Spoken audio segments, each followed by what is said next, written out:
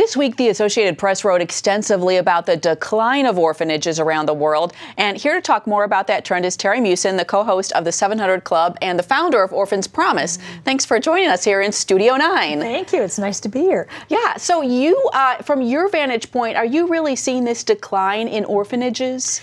I see a movement toward that. It is considered, excuse me, in orphan care today, best practices that children be in homes or families rather than orphanages as we know them. My own daughters came out of an orphanage of 350 kids. It's almost like a human puppy mill, you know, they just keep pulling them in and spilling them out. So I see that, and I'm happy to see it. I think it's going to take a while for that to actually manifest and become reality.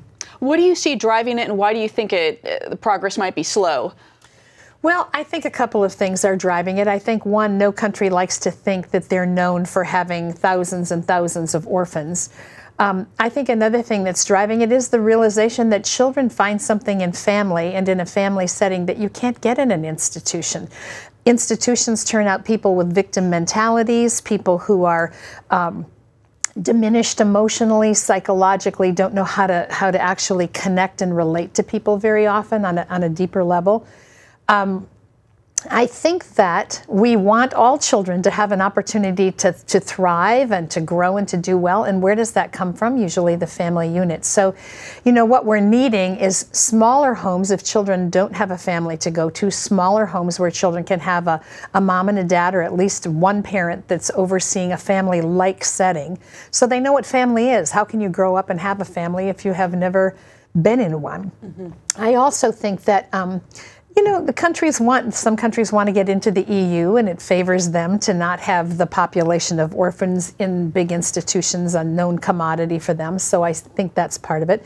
Overall, I think it's just become seen as best practices. We want children to thrive in every country and to become the leaders of tomorrow, and you have to invest in them now for that to happen. And you were saying you think progress might be slow, though. There's been some excitement, some hype, but it's going to take a while, perhaps, to really close down these large institutions. Well, where are you going to go with those children? You know, I think the effort is, in Orphans Promise, we have a program called Keeping Families Together, and a family qualifies for that program for their desire to have their children with them, but they have to learn how to parent well. They have to start some kind of a micro-enterprise program that would allow them to rise above the poverty they're dealing with and be able to feed and just nurture their families. And it's a 2-year commitment of every family that comes into that program. So now multiply that times the thousands of orphanages that exist for children around the world.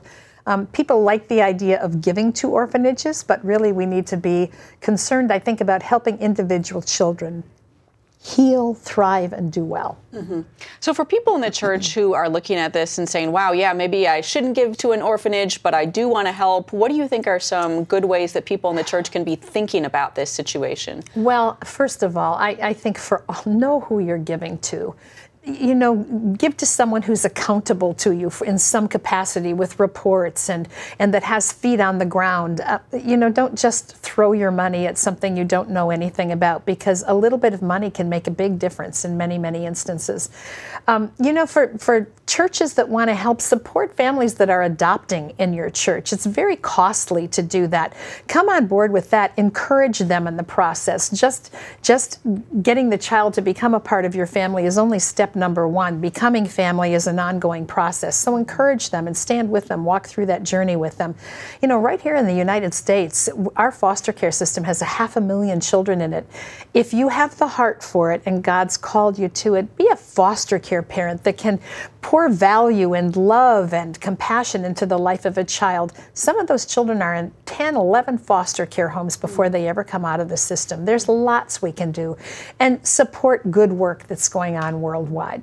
Well, I know this really circles back to the church, and I think the church has always had a heart for orphans, but especially when we're talking about closing orphanages, you know, it just begs the question, who then is going to take care of these kids? Yes. Well, I think you know, there's an organization now called World Without Orphans that started as Ukraine Without Orphans, and it called upon the church. It said, will you come and foster these children? Will you take a child into your home, love them, parent them, help them learn what it means to belong and to be part of? That's grown into a worldwide organization, and I went to the conference the year before last, and there were just hundreds of countries represented there. Everybody recognizes the need. And, you know, as believers, we all want to do something that matters and that lines up with God's heart and with His Word to make a difference. So the effort is being made. I think the vision has been cast. And so we just need to be diligent. You know, it's a process. And so let's just head for the finish line and link arms together and make a difference. Good words, good words. Terry Meeuwsen, thanks for your time. Thank you, Heather.